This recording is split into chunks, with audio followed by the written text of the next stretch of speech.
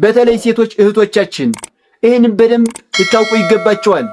ይሄ የጻድቃን ስራ አይደለም፣ ይሄ የፍየሎች ስራ ነው። ለምንድን ነው ኃጥአንን በፍየሎች መመሰሉና ጻድቃንን ደግሞ በበጎች መመሰሉ? ከፍየሎቹ ሳይሆን ከበጎቹ ጋር ለመቆም የዚህ ትምህርት ዋና ዓላማ ራስን መመልከት ነው።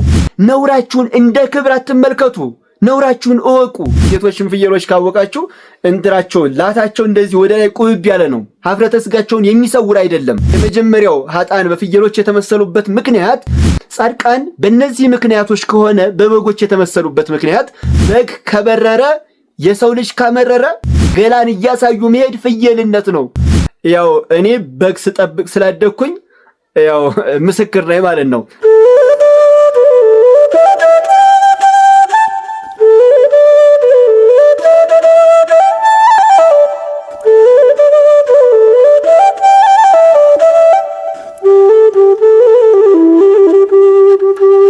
በስመ አብ ወወልድ ወመንፈስ ቅዱስ አሃዱ አምላክ።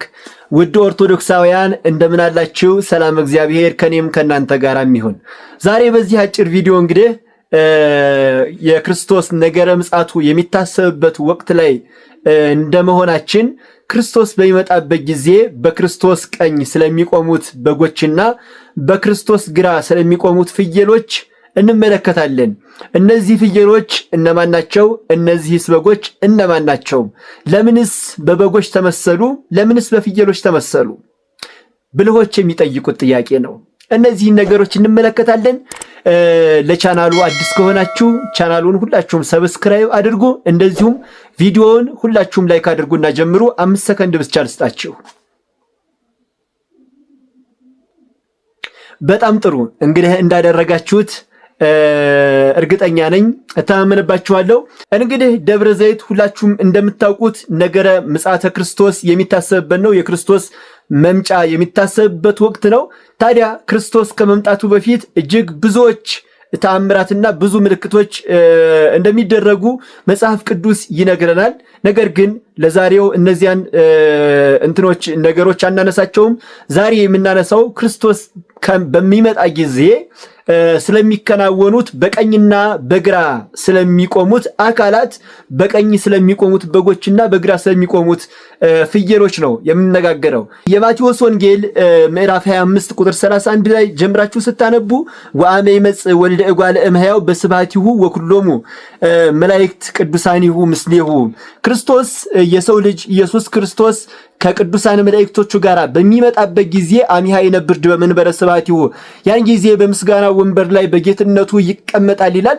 ወይትጋቡ ኩሎሙ አሕዛብ ቅድሜው። ከተቀመጠ በኋላ እንግዲህ ሁሉም በዚህ ምድር ሰው ሆኖ የተፈጠረ ሁሉ ምጉታን ሁሉ ተነስተው በፊቱ ይሰበሰባሉ። የሰው ልጅ ሆኖ አውሬ የበላውም በመልካም የተቀበረውም ውሃ የወሰደውም ሁሉም የሰው ልጅ ሆኖ የተፈጠረ በአጠቃላይ በትንሣኤ ዘጉባኤ ጊዜ ማለት ነው ይነሳና ኃጥኡም ጻድቁም ሁሉም ሰው የሆነ ሁሉ ይነሳና ማለት ነው በክርስቶስ ፊት ይቆማል። ያን ጊዜ ታዲያ በሚቆምበት ሰዓት ምን ይደረጋል ካላችሁኝ፣ ወይፈልጦሙ ዘዘዚአሆሙ፣ ለየራሳቸው በየወገናቸው ይለያቸዋል። ማን የሚለያቸው? በምስጋና የሚመጣው ሊፈርድ የሚመጣው ዛሬ በስጋ የተገለጠው በምድር ላይ በስጋ ተገልጦ ስለኛ ስለ በደላችን የቆሰለው ስለ ኃጢአታችን የሞተው ኢየሱስ ክርስቶስ ያን ጊዜ በፍርድ በሚመጣበት ጊዜ ማለት ነው በየወገናቸው ይለያቸዋል። እነዚህን ምውታን ሁሉ በየወገናቸው ማለትስ ምንድነው ካላችሁ ደግሞ ጻድቃንን በጻድቃን ወገን በቀኙ፣ ኃጥአንን በኃጥአን ወገን በግራው ያቆማቸዋል ማለት ነው። ይህንን በምሳሌ ሲያብራራው ራሱ ኢየሱስ ክርስቶስ ሲናገር እንዴት ይለያቸዋል ሲባል ከመ እንተ ይፈልጥ ኖላዊ አባግዓ እምአጣሊ፣ እረኛ በጎቹን ከፍየሎቹ እንደሚለይና ወያቀውም አባግዓ በየማኑ ወአጣሊ በጸጋሙ፣ ለይቶም በጎቹን በቀኙ ፍየሎቹን በግራው እንደሚያቆመው ኢየሱስ ክርስቶስም ኃጥአንን በግራው ጻድቃንን በቀኙ ለያይቶ ያቆማቸዋል ይላል። እንግዲህ አሁን እዚህ ጋር በኃጥአን የተመሰሉ ፍየሎች አሉ፣ በጻድቃን የተመሰሉ ደግሞ በጎች አሉ። ወይንም ደግሞ በተዘዋዋሪ በበጎች የተመሰሉ ጻድቃን አሉ፣ በፍየሎች የተመሰሉ ኃጥአን አሉ። ታዲያ ለምንድን ነው ኃጥአንን በፍየሎች መመሰሉና ጻድቃንን ደግሞ በበጎች መመሰሉ ለምንድን ነው ብለን መጠየቅ ከኛ የሚጠበቅ ጥያቄ ነው።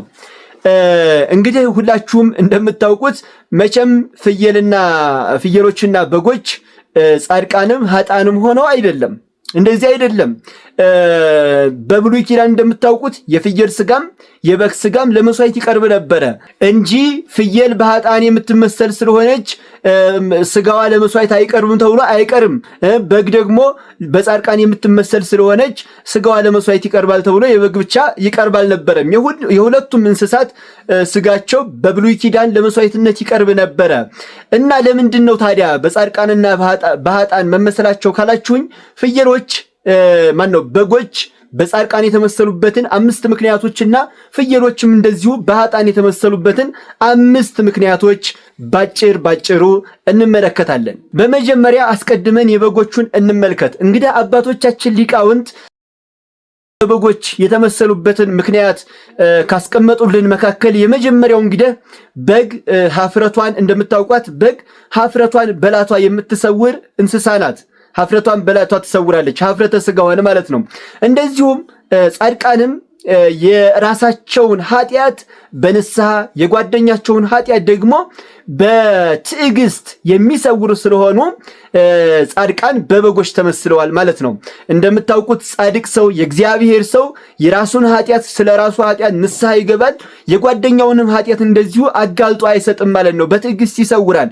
ክርስቶስም ሲያስተምረን በራስህ ውስጥ ያለውን ምሰሶ ሳታወጣ እንዴት በጓደኛህ ዓይን ውስጥ ያለውን ጉድፍ ትመለከታለህ? ለምን ትትሬኢ ሐሰረ ዘውስጥ ዓይነ እሁከ፣ በጓደኛህ ዓይን ውስጥ ያለችዋን ትንኝ ለምን ትመለከታለህ? በመጀመሪያ አውፅእ ሠርዌ እምዓይንከ፣ በመጀመሪያ በዓይንህ ውስጥ ያለው ምሰሶ ንቀልና አውጣ ነው የሚለው። በበጎች እንደተመሰሉት እንደ ጻድቃን ማለት ነው የጓደኛችንን ኃጢአት በትዕግስት መሰወርና የራሳችንን ኃጢአት በንስሐ ማጠብ መሰወር ይገባናል ማለት ነው። አንደኛው ምክንያት ይሄ ነው። በግ ሀፍረተ ስጋዋን በላቷ እንደምትሰውር ሁሉ ጻድቃንም የጓደኛቸውን ኃጢአት በትዕግስት የራሳቸውን ኃጢአት በንስሐ ስለሚሰውሩ ጻድቃን በበጎች ተመስለዋል ማለት ነው። ሁለተኛው ምክንያት ደግሞ ምንድነው ካላችሁኝ በጎች በክረምት ጭቃውን፣ ዝናቡን፣ ዶፉን ሁሉ አይሰቀቁትም። ሳይሰቀቁ ነው በላያቸው ላይ ዝናቡ ሲዘንም አይሰቀቁም። ዝም ብለው ነው የሚቀበሉት። ጭቃውንም ሳይሰቀቁ ዝም ብለው ነው የሚረግጡት። ያው እኔ በግ ስጠብቅ ስላደኩኝ ያው ምስክር ነኝ ማለት ነው። በስማ በለው ሳይሆን እየጠበቅኩ ስላደኩትም ስላየኋቸውም ማለት ነው። እና ምንም አይሰቀቁም። ጻድቃንም እንደዚሁ የዚህን ዓለም መከራ አይሰቀቁትም። በነገስታቱ ፊት ለእሳት ተላልፈው ሲሰጡ፣ ለሰይፍ ተላልፈው ሲሰጡ፣ ለዱር ለአራዊት ለእንስሳት ተላልፈው ሲሰጡ የዚህ ዓለም መከራ ለጻድቃን ምናቸውም አይደለም፣ አይሰቀቁትም። በትዕግስት ይቀበሉታል። ምክንያቱም ዘለዓለማዊ ሕይወታቸውን የዘላለም ቤታቸውን እያሰቡ ስለሚኖሩ ማለት ነው። መከራውን ሁሉ አይሰቀቁትም፣ በትዕግስት ይቀበሉታል። ለዚህ ነው ቅዱስ ኤፍሬም በሐሙስ ውዳሴ ማርያሙ ላይ አማን መነኑ ሰማይ ጣዕማ ለዛ ዓለም ወከአው ደሞሙ በእንተ እግዚአብሔር ወተአገሱ ሞተ መሪረ በእንተ መንግሥተ ሰማያት። ሰማዕታት የዚህን ዓለም ጣዕም ናቁ፣ ስለ እግዚአብሔር ደማቸውን አፈሰሱ፣ ስለ መንግሥተ ሰማያትም መራራ ሞትን ታገሱ ብሎ የተናገረው ማለት ነው። ስለዚህ በጎች ዝናቡን ጭቃውን እንደማይሰቀቁ ሁሉ ጻድቃንም የዚህን ዓለም መከራ ስለማይሰቀቁ ማለት ነው ጻድቃን በበጎች ተመስለዋል ማለት ነው። ሁለተኛው ይሄ ነው። ሶስተኛው ደግሞ በጎች ከመንጋቸው መካከል አንዱ በአውሬ የተነጠቀ እንደሆነ ማለት ነው ከዚያ ከተነጠቀበት ቦታ በረው ይጠፋሉ እንጂ እዚያ ቦታ አይመለሱም። እንደውም አባቶቻችን በብሂላቸው በግ ከበረረ የሰው ልጅ ካመረረ ይላሉ አይደል? ሲበሩ እንኳን አይያዙም ማለት ነው። እና በረው ይጠፋሉ ከዚያ ቦታ። ጻድቃንም ጓደኛቸው በሞት ልክ በጎች በተኩላ እንደሚነጠቁ በሞት ሲነጠቅ ሲያዩ የዚህን ዓለም ከንቱነት ሲያዩ ማለት ነው በረው እዚያ አሉበት ኃጢአት ላይ ከመቀመጥ ይልቅ በረው ወደ ንስሐ ይበራሉ፣ ወደ ሥጋው ደሙ ይበራሉ። አያችሁ፣ ከዚያ ካሉበት ሕይወት ላይ ካሉበት የኃጢአት ሕይወት ላይ በረው ይጠፋሉ። ምክንያቱም ጓደኛቸው በሞት እየተነጠቀ ነው። ይህ ዓለም ዘላለም የሚኖሩበት አይደለም። ስለዚህ ንስሐ ገብተው ወደ ክርስቶስ ለመቅረብ ከኃጢአት ላይ በረው ወደ ክርስቶስ ይጠጋሉ ማለት ነው። እንደዚሁም የተሻላቸው ደግሞ የበረቱ ደግሞ ወደ ገዳም በረው ይገባሉ ለምናኔ ማለት ነው። አራተኛው ደግሞ ጻድቃን በበጎች የተመሰሉበት ምክንያት በጎች የምታውቋቸው ካላችሁ የሚሄዱት መሬት እያዩ ነው። እንደዚሁ ጻድቃንም ዕለተ ሞታቸውን ያስባሉ ማለት ነው። ሰው መሬት ነው የሚመለሰው፣ ወደ መሬት ነው። ሰው ሲሞት ወደ መሬት ስለሚገባ ማለት ነው። ጻድቃን ሁልጊዜ ያችን ሞታቸውን እያሰቡ ነው የሚኖሩት፣ ሞታቸውን እያሰቡ። ለዚህ ነው መጽሐፍም ኦ ሰብ ተዘከር ዕለተ ሞትከ፣ ሰው ሆይ የመሞቻህን ቀን አስብ ተብሎ እንደተነገረ ማለት ነው። ልክ በጎች መሬት እያዩ እንደሚሄዱም ጻድቃንም እንደዚሁ የሚገቡባትን ሞተው የሚያርፉባትን መሬትን ማለት ሞታቸውን ዕለተ ሞታቸውን እያሰቡ ይኖራሉ ማለት ነው። በነገራችን ላይ ዕለተ ሞትን ማሰብ እጅግ ወሳኝ ነገር ነው። ለሁላችንም ቢሆን ዕለተ ሞትን ማሰብ እጅግ ወሳኝ ነገር ነው። ምክንያቱም ሞታችንን ካሰብን ጓደኛችንን አንበድልም። ሞታችንን ካሰብን ኃጢአት አንሰራም። ሞታችንን ካሰብን ለመኖር ብለን ሰውን አንገፋም። ስለዚህ ሁላችንም ዕለተ ሞታችንን እናስብ፣ እንደምንሞት እንወቅ። ይህን ዓለም የምንጣላበትን የምንጋፋበትን ዓለም ጥለኑ እንደምንሄድ ዕለተ ሞታችንን ሁላችንም እናስብ። ዕለተ ሞታቸውን ጻድቃን ዕለተ ሞታቸውን ሁልጊዜ እያሰቡ የሚኖሩ ናቸው። እንደዚሁ በጎችም መሬት እያዩ ስለሚሄዱ ጻድቃን ደግሞ ዕለተ ሞታቸውን እያሰቡ ስለሚኖሩ ጻድቃን በበጎች ተመስለዋል ማለት ነው። አምስተኛው ደግሞ ብዙ ጊዜ ካወቃችሁት በጎች የሚኖሩት በደጋማ አካባቢ ነው። እንግዲህ ስለ በጎች የምታውቁ ታውቁታላችሁ። በቆላ ብዙ አይታዩም። አሁን ያው አንዳንድ ሊኖሩ ይችላሉ፣ ግን አሁን በአብዛኛው ስለሆነ የምንወስደው አብዛኛውን በጎች የሚኖሩት በደጋማ አካባቢ ነው። እንደዚሁ ጻድቃንም በደጋ በተመሰለችው በመንግስተ ሰማያት ለዘላለም ስለሚኖሩ ማለት ነው በበጎች ተመስለዋል ማለት ነው ጻድቃን። በጣም ጥሩ። ጻድቃን በእነዚህ ምክንያቶች ከሆነ በበጎች የተመሰሉበት ምክንያት፣ ኃጥአንስ ለምንድነው በፍየሎች የተመሰሉት? እንግዲህ የኃጥአንን ስናነሳ ደግሞ እዚያ ጋር ስለ ጻድቃን ያነሳነውን በተቃራኒ ነው የምናየው። ለምሳሌ የመጀመሪያው ኃጥአን በፍየሎች የተመሰሉበት ምክንያት ፍየሎች ኀፍረተ ሥጋቸውን በላታቸው አይሰውሩም። ኀፍረተ ሥጋቸውም ፍየሎች የምታውቁ ሰዎች ያው ሴቶችን ፍየሎች ካወቃችሁ እንትራቸውን ላታቸው እንደዚህ ወደ ላይ ቁብብ ያለ ነው። ኀፍረተ ሥጋቸውን የሚሰውር አይደለም። እና ኃጥአንም እንደዚሁ የራሳቸውን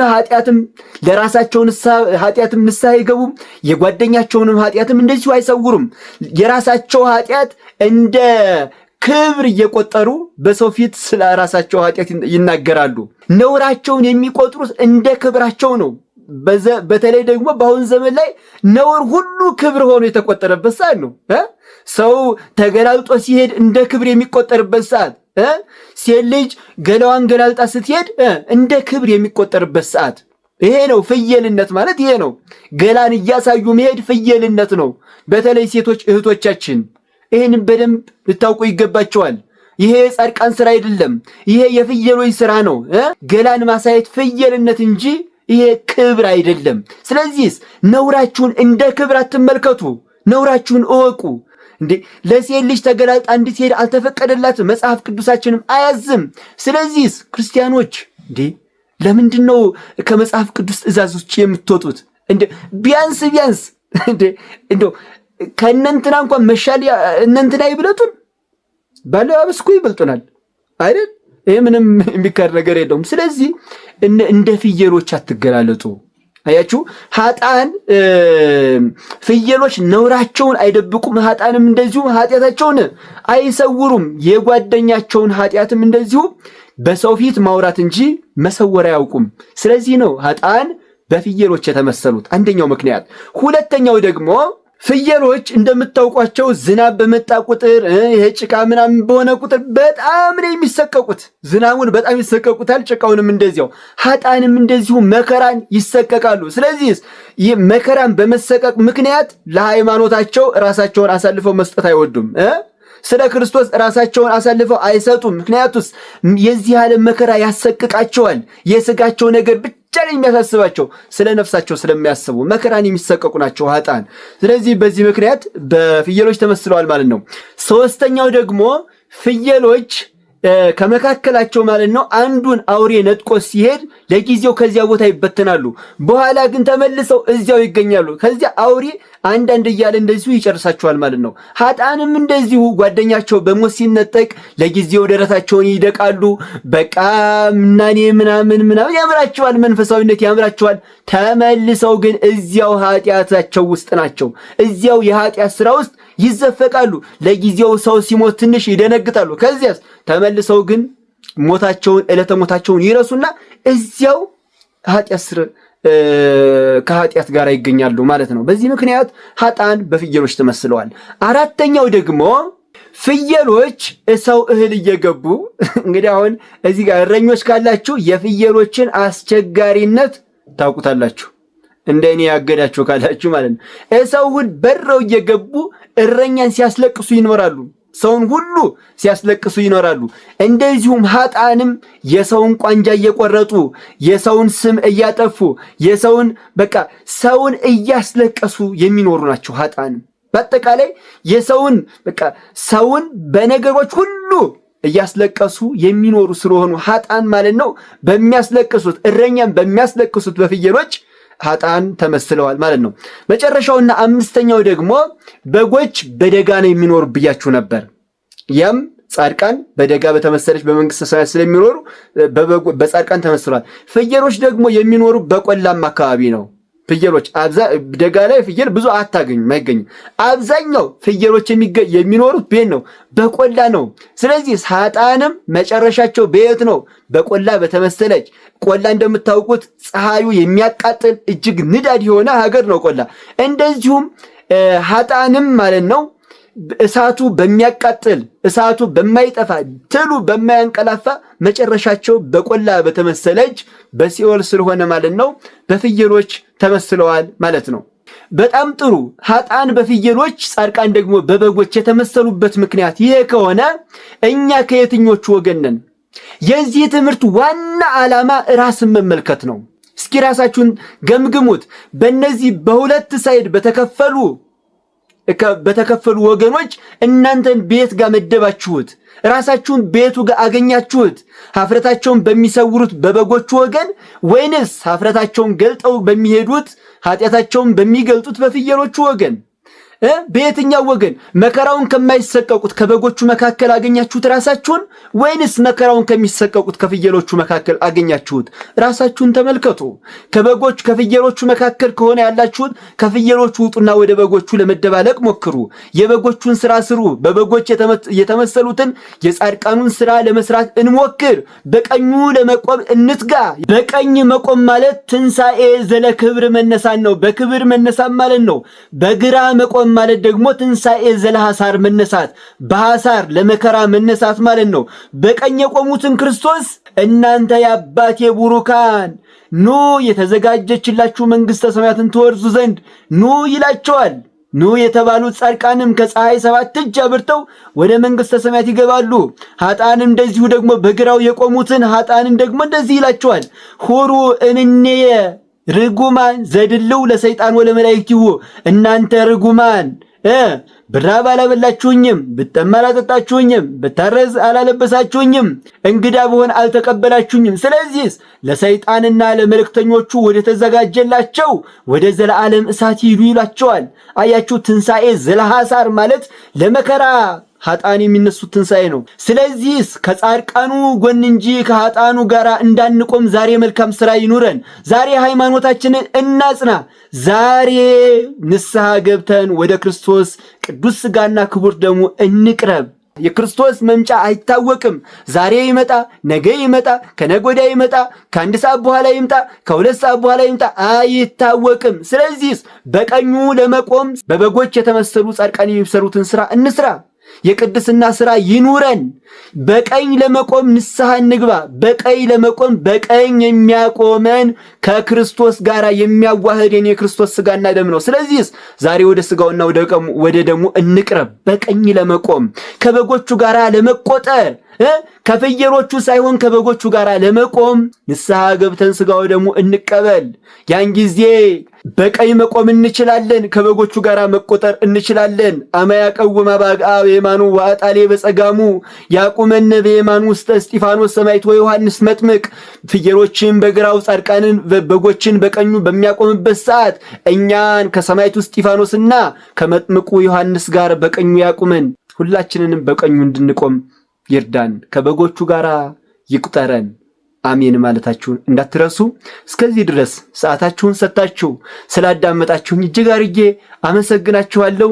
ሐሳብ አስተያየታችሁን ኮሜንት ላይ አስቀምጡልኝ። ሁላችሁም ቤቱን ሰብስክራይብ እያደረጋችሁ ተቀላቀሉ።